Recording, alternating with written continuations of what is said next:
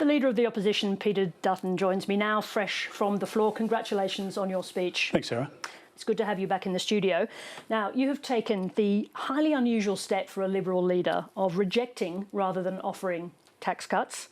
Can you confirm that there'll be nothing further offered on income tax cuts during the election campaign? Well, Sarah, I'd love to introduce tax reform and tax cuts, but the Labor Party has racked up what we now see in the budget papers of about $1.2 trillion of debt. So we have to be realistic and understand the constraints that we've got. Now, the government put forward a plan which had relief for people who are really doing it hard now, which starts in 15 months. It's about 70 cents a day. Our plan is to reduce tax in another part of the family budget, and that, of course, is in relation to the halving of the fuel excise, which we think will be beneficial across the economy for pensioners and for uni students and for families running kids around and for small businesses. So we think there's better economic bang for the buck, and it's also not baked in as a structural spend in the budget. And to be clear, so that's an absolute no for the campaign? We have a great desire at some stage when we clean up Labor's mess, but we won't be able to provide tax cuts during this campaign. And I think, frankly, the Labor Party's LAW tax cuts are a bit of a cruel hoax on Australians. Let me just ask you about the fuel excise, because recently you described that particular excise in 2023, and the Prime Minister quoted this in Parliament today. He said, you said that it was costly and able to be gamed by the oil giants. So was it Labor's surprise tax cut that changed your mind on this? No, I think actually there's a great quote today around Jim Chalmers, who said it's fantastic for there to be relief at the Bowser for families. He said that 2 years ago. So what about you, though? The point, I guess I just make that context that there are a range of views out there. That wasn't what the Treasurer was saying today. But what we've said, Sarah, is that we want to put in place the ACCC to monitor and to make sure that all of it's passed on. And to be honest, the experience when you look back to the Howard years, for example, but since then as well, where there has been a cut in the excise, it has been passed through to the consumer. And I think Australians who are pulling up at the Bowser tomorrow morning on their way to work or tomorrow afternoon on the way home and they're filling up, they know that next time they do it, if there's a coalition government, it'll be $14 or $15 cheaper than what they're paying. How is that not, to use your words, an election bribe in the same way that you've accused the government of bribing voters on their tax cuts? Because our benefit is now. It's not promised in 15 months' time. I suspect if the Labor Party is re-elected, particularly given it can only be in a minority form with the Greens, that they end up walking away from some of these budget measures because they'll have to redo their budget. But on your one, why doesn't that add up to being a bribe? Well, it provides support to people now who are really hurting, and I believe that waiting 15 months is more about a political stunt. So if you accept, as I think all Australians must, that this has been a bad government and families and businesses are under pressure, they need that support now. And our argument is that this is the most efficient way to deliver that. And I think it will make a difference for families and for small businesses as well. I want to go to one of the major announcements in your speech this evening, which is about gas, obviously a highly contested but very important area for the Australian economy. You've announced a national gas plan introducing gas reservation for the East Coast, as we just saw, 10 to 20% of East Coast gas from new fields and a price. You've named that price. When will we see gas at $10 a gigajoule? We think by the end of the year is about the timing. So by the end of this year? Correct, of this calendar year. And that's something we've been working on with key figures in the gas industry on. And we've been doing months literally of work in relation to how this will work, because I think it's transformative for the economy. And as we know, energy is the economy, and it allows us, not just for consumers, but for businesses, for manufacturers, for food manufacturers, for farmers, etc., to reap a benefit from lower input costs. And it's not just about gas per se, of course. Gas is such an integral part in electricity production, and that's how we can help some of those price pressures in the economy. Let's just get a few things clear about this. Are we talking about a gas reservation policy that applies to existing gas projects or only new gas projects? So probably the most succinct way to explain it is that we honour our foundation contracts, so with our international partners, and that's important because it's a big export earner for us. But the gas that's sold beyond that, we want to divert between 50 and 100 petajoules back into the market, and that will fluctuate depending on the domestic need at the time, and it will increase supply we don't want to temper demand. I mean, the Labor Party is tempering demand by closing down businesses and manufacturers who have moved offshore. I just want to be absolutely clear about that. In relation to... So it's gas in the market now, and our pledge is to bring more gas on more quickly. And we've announced, obviously, in relation to the West Coast, the market there, that we will extend the life of the important project there, which the Labor Party is refusing to do. But no breaching of existing contracts in relation to our existing foundation contracts. Yeah. Now, in relation to the gas available for export, obviously this is gas that is used by very important partners of Australia, including the Japanese and the Koreans. Have you already spoken to them about the fact that there's going to be less gas available for them? We have, and we've spoken to key players within the industry as well. And how did they respond?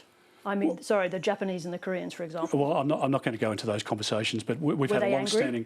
No, we've had a long-standing relationship with the Japanese ambassador and his predecessors, and obviously other key players as well. We've been able to speak with, and we'll have more of those conversations. But I think they understand that there is a need for us to provide support to Australians, and Australian gas should be first and foremost for Australians, and it's an important export industry for us, and we're not going to disrupt those foundation projects. I think importantly also what they're asking of us, what they've asked of the government that hasn't been delivered yet, is assurances about the out years and the extension of those contracts. And that's the assurance that we can give with more supply in the system, and that gives them assurance within their domestic market. Does that mean if the supply doesn't come on, that additional gas in the outer years is not secure for our foreign partners? No, there's plenty of gas in the system, and there's plenty of gas that's discoverable. It's completely unacceptable that Victoria is going to spend $800 million on a gas terminal to import gas into Victoria in a country where we have an abundance of the natural resources. Let me ask you about that, because you said you're going to build a pipeline. Where to, and where from, and where to? Well, we'll work with the industry because there are capacity constraints at the moment, particularly heading north-south. Now, there's an argument about coming out of Darwin or coming west to east, and you've seen those proposals in recent weeks. But we say that we need more capacity in the system, that we've committed $1 billion to it. So it's not just capacity in the pipeline, but storage as well, so that we can get through peak periods, particularly in the southern markets. So you're talking about a pipeline from the north of Australia. We're talking where there are already New South Wales. Where we already have existing corridors, and those parcels of land and those pipelines are already identified. Coming from where? So could you just specify? Well, again, we'll work with the industry to work that out, because it depends on what gas we can bring online. Narrabri in New South Wales, for example, is I think a project that's been delayed for a long time, and it will depend on where you can bring gas in from which part of the country, but predominantly you're going to be coming from Queensland, and I want to make sure that we can have a conversation with Victoria about discovering more gas there, because I think Victorians have had enough of their economy being destroyed by the Labor Party. Let me just ask you this, because it's very important that any discussion about gas is anchored in facts and detail, because claims about what anyone's going to do in relation to gas just don't tend to work out. In relation to those fields where you say that you're going to be able to ramp up gas so quickly to reduce the price of gas by the end of this calendar year, how are you going to do that in the southern states where you've got Labor governments who are not in support of the policy that you've just put forward? But Sarah, we've got capacity in the market now. So outside of the foundation contracts, gas that's being sold into the international market. That's the point I made tonight. So extra supply is incredibly important, and you make a good point. For some, it will take time to come on. I'm hoping that if there's a change of government in Victoria, and there's a very different conversation with business and even within the Labor government in Victoria about bringing more gas on. Peter Malinauskas, the South Australian Premier, is very keen to develop more in the mining space, because he knows that the South Australian economy is dependent upon it. So I think it's a different picture as you go across each of the states, but I want to be a Prime Minister that can see restoration of manufacturing in our country so that we can grow jobs and economic activity, and we'll work with the different state premiers to achieve that outcome. Let me move on. You've also announced that you'll scrap the government's investment in the Rewiring the Nation project, that is money to build transmission lines to move green energy around the country. Will you, in doing that, renege on important existing contracts? No, where we've got contracts in place, we're obviously first and foremost to honour those contracts. But you've said you're going to cancel the fund. That fund has already got money put aside for those projects, one of which has already begun construction, others of which are expected. You're saying those are all secure. Yeah, and the second point that I was going to make is that the beauty of our policy, where we bring nuclear into the system from 2035 and gas bridges the gap between now and 2035 to bring prices down, is that we don't have the distribution network requirements. So at a coal-fired power station now, there's already poles and wires obviously distributing the electricity that's generated into households and into businesses. The madness of Anthony Albanese's policy is that they need to create 28,000 kilometres of new poles and wires and to replace that which is there at the moment. It'll never happen, let's be frank about it. So yes, we need to put in some poles and wires, but not to the extent that Labor's talking about. And look, when you have a look at your electricity So can you bill, just be clear about that? Well, just let me make this point. When you have a look at your electricity bill and you see the network charges, you can see in there how much now that is making up of your bill. A lot of that is added to your bottom line electricity cost because of the renewable projects that the Prime Minister's got in place. Now, renewables are fantastic and they're needed in our system, but we can't pretend any longer that they can be 100% of the system. Now, are you prepared to crater investment certainty in Australia as a green energy superpower? Well, if the Prime Minister's claiming that, I'd love to see the stats behind it, because investment is racing out of this country at a rate of knots. There's been a threefold increase in the closure of manufacturing businesses. Tomago is at significant risk of closure. Smelters in our country are talking about closing. Now, let's in Anthony Albanese and Chris Bowen's world, we're going to pretend that we don't need aluminium in our society, in construction and across the building sector. It's nonsense. We are going to need it. And why would we export the jobs, increase the amount of emissions in production in Malaysia or somewhere else in the world? We should be supporting that industry. I want to revitalise that industry, and we can do that if we've got secure 24/7 permanent baseload power, which we can do. I mean, Labor governments at the moment are extending coal-fired power stations because if not, the lights go out. But then there's gas, and we get more gas into the system, which is our announcement tonight, which brings pressure down off prices. And then we bring the nuclear into the system, which is exactly what Keir Starmer is doing in the United Kingdom. Let me ask you a question about. And I'll just finish. Sorry, I'll just finish on this point. China at the moment is building 29 nuclear power stations. We're the only country in the top 20 economies in the world not signed up to nuclear. And making vast investments in renewable energy. And building 2 coal-fired power stations a week. Let me just ask you this question. Will the first budget, let's assume that you are successful in the coming election, will the first budget that you produce include the first expenditure on nuclear reactors? Well, they'll include the expense that is required by law or by the budget rules to be included, and we won't change that. We won't deviate from what we had in government or what the government's now got in place. You've started suggesting it'll be properly accounted for. Just on the point of cost, again, it's a really important point, because under our plan, we've had it independently costed by a company that has been used by the Labor Party in South Australia and the federal government, probably the most preeminent economist in the country, Frontier Economics, when it comes to energy policy modelling. They say that our system, our plan, is 44% cheaper than Labor, and the fact is that Labor's plan of renewables only is $263 billion more than what our plan costs. Now, that means cheaper electricity prices for consumers, and it will underpin the energy needs for our country for the next century.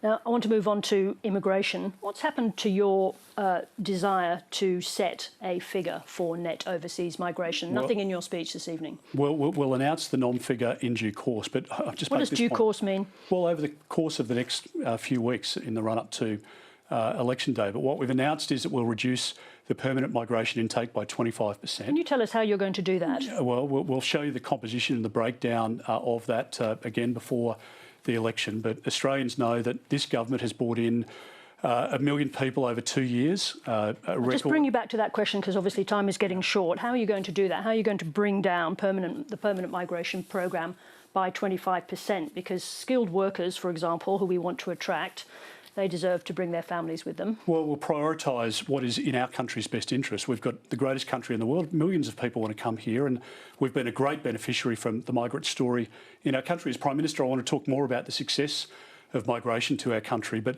I'm not pretending, like the Prime Minister is, that people are sleeping rough tonight because they can't find accommodation. I'm not pretending, like the Prime Minister is, that there are many millions of Australians, young Australians, older Australians, who are worried about either buying a house or their kids not being able to buy a house. I want houses for Australians first. We're going to build 500,000 more homes. We're going to provide support through stopping foreign buyers for 2 years from competing in auctions against Australian citizens. And we're going to make sure that people can achieve the dream of home ownership again. So the composition of the program will explain, but when Labor is bringing in likely more than 2 million people, why can't you explain it? Why can't period, you've announced a target, why can't you explain how you're going to do it now? We'll explain the breakdown of the numbers, but the point is that we bring it down by 25%. It's at 185,000 a year now. We bring it down to 140,000 in years 1 and 2. It goes up to 160,000 by year 4. And what it does is it creates about 100,000 new homes, or frees up 100,000 homes for Australian citizens. I'm not going to tolerate a situation where young Australians have lost the dream of home ownership, which is the reality of this I just want to bring you to this statement from Jane Hume, and it goes to the previous questions about abolishing the government's investment vehicle for green energy and whether or not that makes Australia a bad place to invest. She said, when asked about the idea of scrapping investment vehicles like the HAF, which you've announced you're going to scrap, your Shadow Minister said it'd be hard to unwind because it could pose a sovereign risk. We're conscious of making sure Australia is seen as a good place to invest. Are you doing exactly what she feared, and that is sending a signal that Australia is not a good place to invest? Well, Sarah, I was a minister in the Howard government. I was the Assistant Treasurer in the Howard government. I've been a senior minister in 4 administrations, and I've watched 7 Prime Ministers, good and bad. I have put budgets together, and I've worked very hard on the Expenditure Review Committee and the National Security Committee for a long period of time. I understand what we need to do to manage our economy effectively, and creating sovereign risk is not part of that. And we will look at the individual programs, but in a program where the government has spent money but not created a single new home for Australians. Yes, but there are hundreds of houses that are being under construction at the moment. What happens to those houses? That's the government's spin. They promised 1.2 million homes. What happens? They're 3 years into this government. That's a question. What happens to the houses that are currently under construction? Well, they continue to construction. Of course they do, to completion. Of course they do. But let's be honest. The government promised 1.2 million homes. We're at the end of this term of government, 3 years in. How many homes built? Not one. Not one is built and occupied. It is a complete and utter outrage, and there'll be people watching tonight whose kids or grandkids can't get into a house. Would it be fair? Would it be fair, Mr. Dutton, to acknowledge to the audience that that policy was held up for a long time in the Senate by the Greens? No, it'd be fair to point out that the government promised, like they did the $275 price reduction in electricity on 97 occasions before the election. It'd be true to say that it's another broken promise of the Albanese government. Peter Dutton, you're about to enter into your first election campaign as leader. I want you to give me a single word that you think defines you that would be attractive to the voters. Determined and dedicated for our country. Thank you very much indeed for joining us. Thank you so much, Sarah. Thank you.